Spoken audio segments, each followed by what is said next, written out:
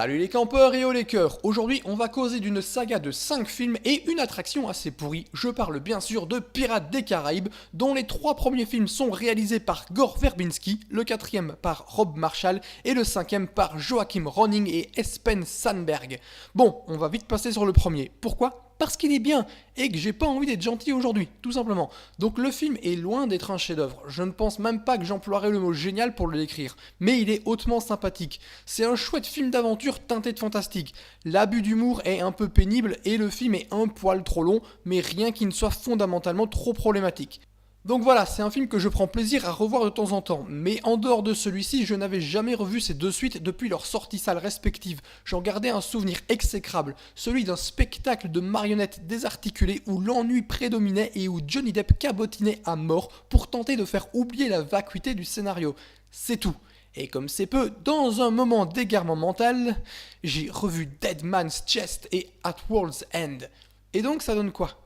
Eh bien c'est un spectacle de marionnettes désarticulées où l'ennui prédomine et où Johnny Depp cabotine pour tenter de faire oublier la vacuité du scénario. Là j'ai terriblement envie de vous passer un petit bout du Petit bonhomme en mousse de Patrick Sébastien. Très envie. Le premier film avait pour lui d'avoir une histoire qui se tenait. Le film a un début, un milieu et une fin. En gros c'est le minimum qu'on puisse demander à un film. C'est même d'une logique implacable. Je crois même que c'est la première phrase du premier chapitre du premier livre qui a été écrit sur comment raconter une histoire. Donc une évidence absolue. Et les 2 et 3e volets, eux, ils tentent de refaire la même chose, une histoire, mais sur 2 films, soit 2h30 et 2h48, où on comprend très vite la direction que prendra le récit. Après 45 minutes de conneries imbuvables et somme toute inutiles, où Jack est pris pour un dieu / buffet, l'histoire peut enfin démarrer. Alors oui, je sais que ce n'est que 20 minutes cette histoire, mais les 25 qui ont précédé ça ne sont pas forcément plus palpitantes et surtout montrent l'exemple de ce que sera le reste, puisque le récit repart dans tous les sens jusqu'à ce que les personnages se retrouvent autour du coffre du titre et d'une clé. S'ensuit un combat à 3 pour récupérer la dite clé, combat que nous appellerons Théâtre de Guignol. Très envie de vous passer ces guignols de Chantal Goya maintenant. Bref, c'est donc combat, gag, combat, gag, combat, blague, fin. Et c'est dingue de se dire que 80% de ce que raconte le film ne sert absolument à rien, et que les 20% restants ne sont pas forcément bons pour autant. La seule chose digne d'intérêt dans ce second volet, ce sont les effets spéciaux. Le Hollandais volant et son équipage sont bluffants. Mais évidemment, ce qu'il s'y passe est du grand rien. Mais de toute façon, on s'en cogne. On tue Jack Sparrow et hop, moins de 5 minutes plus tard, yo, on peut le sauver le Jack, hein, tu veux ? Wesh gros, on y va ma gueule. Et voilà comment préparer le terrain pour faire un bon gros remplissage pour le début du 3e volet. On appelle ça la grande classe. Et donc, on arrive sur le 3e épisode, et là, c'est 1 heure de récit absolument inutile. Une putain d'heure entière, je n'exagère même pas. Tout ça pour régler le cliffhanger du film précédent. Et le pire, le premier film aurait pu se résumer en moins que ça. En outre, ce que je voulais dire depuis le début, ces 2 films auraient dû n'être qu'un seul film. Mais comme le chantait Abba, money, money, money. Mais à la limite, si on essaie d'être positif, on n'a pas à se farcir Johnny Depp pendant 30 minutes, c'est déjà ça. Bon, après, on se le cogne pendant 10 minutes où il est seul à l'écran, l'enfer quoi. Et c'est un grand moment de non-sens. Et surtout, de vide abyssal. Ah non, suis-je bête, Johnny Depp fait la poule. Et ça, tu vois, c'est le top de l'humour. Comme dans le précédent où il tombe dans un trou. L'hilarité, mon gars. Tu peux pas tester. Grand film. Très grand film. Le plus grand, sans doute. Grand comme le Kraken. Parce que visiblement, ne sachant pas trop quoi en faire, il est tué. Hors champ.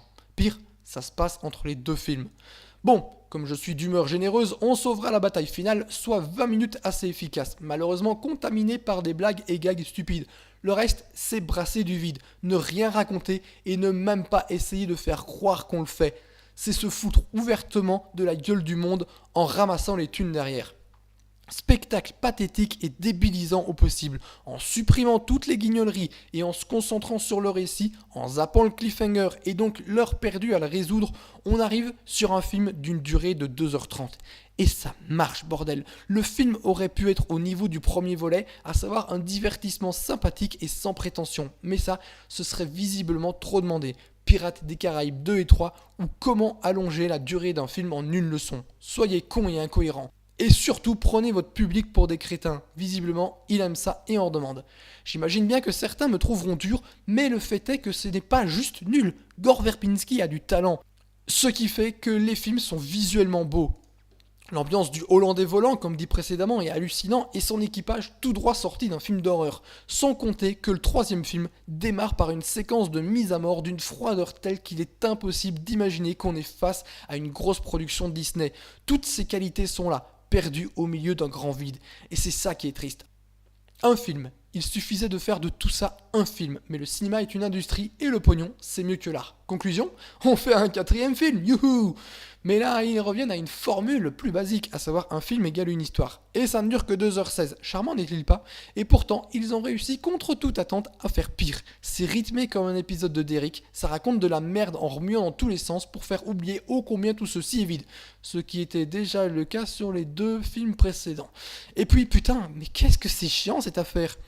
Et comme moi aussi je peux faire du recyclage, je vous propose d'aller dans la description de la vidéo pour ainsi cliquer sur un lien qui vous mènera directement à la critique du film en question réalisé lors des jours glorieux du JLPC. Si vous êtes nouveau et ignorez ce qu'est le JLPC, cliquez aussi. D'une pierre deux coups, comme on dit. Passons donc sans plus attendre au dernier espoir pour l'ami Johnny Depp de sauver sa carrière. Car même quand il essaie, il se rate avec des trucs nazes comme Black Mass. Sinon, il fait le guignol dans des daubes irregardables, comme les 2 adaptations de Alice au Pays des Merveilles ou bien encore Mordecai, sans oublier Yoga Others. Bref, c'est plus une carrière à ce niveau-là, c'est un suicide artistique. Et si ce n'était le box-office comme unique variante, ce Dead Man Tell No Tales ou La Revanche de Salazar en VF ne serait qu'une pierre de plus à l'édifice de la médiocrité. Parce que oui, pendant des mois, voire des années, on s'entend dire « Attends mec, t'as vu les réalisateurs du film? Ils ont fait Kon-Tiki quand même !» Ce à quoi j'avais tendance à répondre « T'es mignon mon lapin, mais tu vas pas me la faire à l'envers. Je garde Bandidas en tête et rien d'autre. Parce qu'il y a une différence majeure entre faire un petit film en Norvège et une grosse prod hollywoodienne. Donc désolé les gars, mais moi, je focalise mon attention sur le truc immonde écrit par Luc Besson. Et devinez qui avait raison. Je vous mets dans le mille. Vous écoutez le mec qui avait raison. Si on veut être gentil, on dira que la force de la saga a toujours été ses effets spéciaux et encore une fois, c'est réussi. L'équipage de Salazar a de la gueule et ça, c'est la classe. En plus de ça, la durée du film est tout à fait convenable, 2h09, soit 1h59 sans générique de fin. Si le film ne puait pas tant la médiocrité et n'était pas chiant comme un Xavier Dolan, ça irait. Mais le problème, c'est que le film est vraiment naze. On nous ramène donc un couple de genoux pour essayer d'imiter le premier film, mais on s'en cogne. Du coup, Johnny Depp tombe dans la boue, la tête la première. Ah oui, c'est drôle ça. Et quand Jack Sparrow se marie avec une grosse moche aussi, c'est hilarant. Le pire, c'est que j'arrive à imaginer le public hilar sur certaines séquences, comme celle précitée. Mon Dieu, qu'avons-nous fait ? Il n'y a plus aucun contrôle autour de Johnny Depp, qui est en roue libre totale, et on ramène les personnages des films précédents dans le but d'essayer de lier le tout pour créer un semblant de cohérence et surtout teaser un 6ème film via une séquence post-générique. Avant ça, c'est le gros bordel narratif. Comme depuis le 2e film, ça part dans tous les sens et ça gesticule sans cesse pour tenter de nous faire croire via le mouvement qu'il se passe quelque chose. Et visiblement, ça semble marcher sur beaucoup trop de monde et ça me désespère. La présence de Jack Sparrow n'est là qu'à cause de sa popularité qui m'échappera toujours, car il était évident qu'il ne sert plus à rien dans le récit, sinon faire des blagues pas drôles et cabotiner.